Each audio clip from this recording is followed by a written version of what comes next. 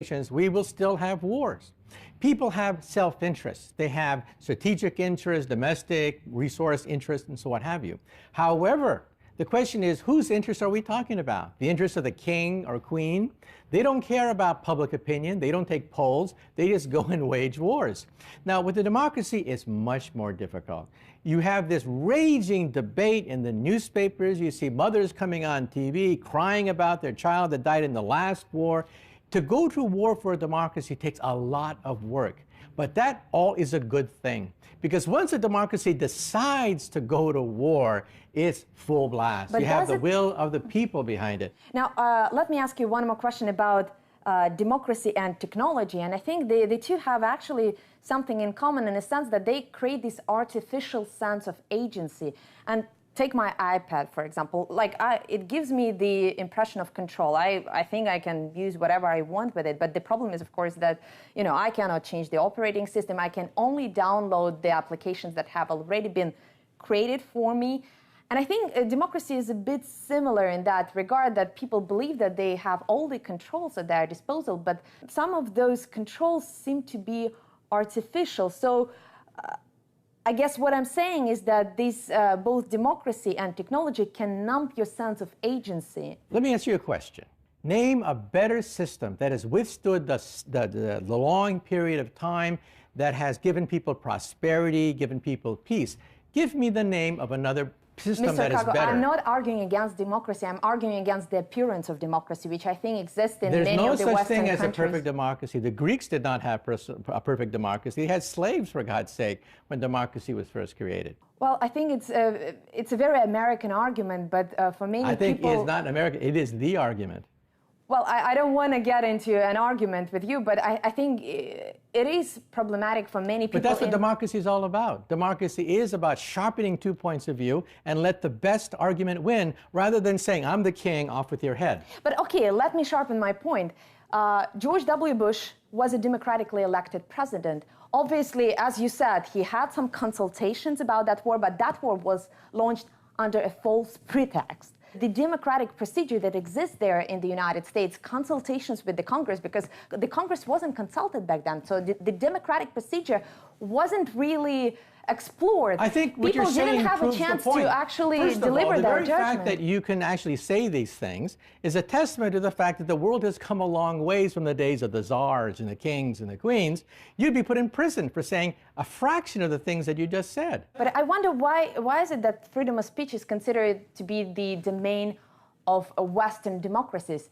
Freedom of speech, freedom of science, freedom of exploration existed in a non-democratic world as well. It did not exist. Name me a country throughout history, human history, that had freedom of speech, freedom of science, freedom of religion. Name me that country. To a limited extent, a lot of them. You can't, China, because there is Russia. none. Well, freedom of science. I don't think so. If you disobey the emperor, off with your head.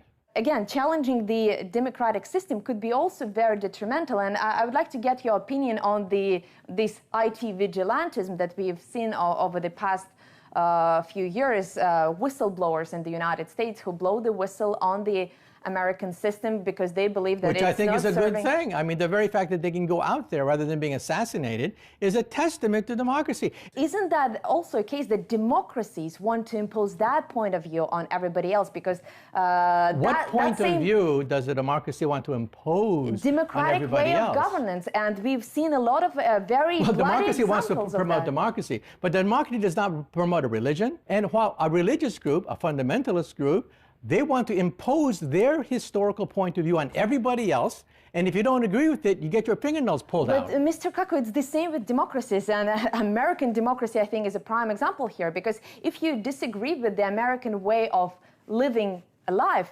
you face a very real danger of a war being pushed onto your country. Let me ask you a question, right? In Afghanistan, did they harbor terrorists who wanted to do damage to the United States? I don't know that. Do nations... Okay, let me ask you a question now. On tape, let me ask you a question. Absolutely. Who was behind 9/11? Are you a conspiracy theorist? Not really. Are you these people that think that maybe George W. Bush toppled his own building? What do you think is behind 9/11? Let me ask you that question. Who was behind 9/11? I think... Let me ask you a question. I heard Who your was question. behind 9/11? Mr. Kaku, I think... Answer me a simple question. Who is behind 9/11? I give you the courtesy of being on your show. You should give me the courtesy of answering one simple question. Well, okay, Who is behind 9/11? I do tend to believe in this conventional narrative of Al-Qaeda and Osama bin Laden being behind that tragic and horrendous attack. But the question is whether the death of those people justified hundreds of thousands of people who were killed afterwards. And I don't think the goals that were set out before that war were actually achieved during that war. And that's the biggest problem. You've been very critical of radical groups trying to impose that sort of that point of view, and I totally agree with you. But I think the way and the means that democracies employ are not much better. I disagree. If you equate barbarism and religious fundamentalism with the principles of democracy, I think we've lost if we accept your point of view, that there's some kind of moral equivalence between forces of darkness and ignorance and torture and persecution and the forces of democracy. I think we've lost. As far as I'm concerned, there are a lot of people who in this part of the world and many others who truly believe in democratic ideals, and they're trying actually to, our countries are in transition. But the problem that I see in many of the established Western democracies is that people have grown used to taking those democratic ideals and democratic freedoms for granted, and they no longer challenge their own authorities and no longer subject their authorities to, all those tests that have actually been described in the writings of the American founding fathers. Everything you've said can be summarized in one sentence. You feel that American democracy is not perfect. I agree. I'm not going to defend imperfect decisions by an imperfect democracy for positions I don't agree with.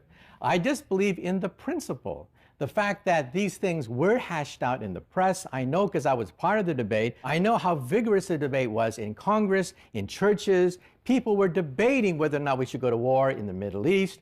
And I think that's a testament to the health of the democratic process. And I think I have history on my side. But I'm not asking you about electing a leader once every 4 years. It's not about that. Democracy is not just about going to the polls. I'm asking you... That's the bottom line. Well, I don't think it's the bottom line. It comes down to the vote. When everything is said and done, it comes down to a vote. But why does it have to be once every 4 years? Because the internet allows us, again, to have a vote on every single consequential issue. For example, the American president is considering arming the Syrian rebels. Why not to ask the American people whether they support that decision? The internet gives us that right. After everything is said and done, you have to have rules for the vote. Representation of how many nations, how many people can vote for different kinds of candidates, and how long will they serve.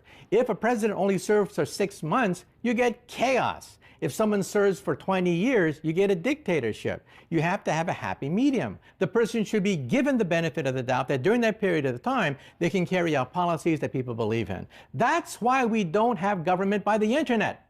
Government by the internet would be chaos, because every day a new poll is taken, and of course people are fickle. That's a very interesting idea, but let's elaborate. To some extent, people appear on political ads, they try to spread their ideas, and if you look at the data... There's a difference. The internet is instantaneous. There's a barrage of ideas coming at you all the time. A government by the internet would change every second. You don't like somebody, you vote them out. It would be madness, sheer madness to have a government by the internet. But I wonder, why do we have to have those two extremes, electing a president once every 4 or 5 years well, name me an alternative. Well, for example, an alternative would be, again, when you have major decisions about the future of your country or the future of somebody else's country, actually, for that matter, ask the people. It doesn't have to be every single step that will be, decided by the internet voters, but you can have those polls once in a while when the decision is consequential. I disagree, because sometimes the popular decision is the incorrect one. Sometimes you have to have a leader that's not short-sighted, just sees the polls day by day, but has the long-term point of view. We remember our leaders who were visionary precisely because they ignored the day-to-day, hour-by-hour feelings of the people around them. Now,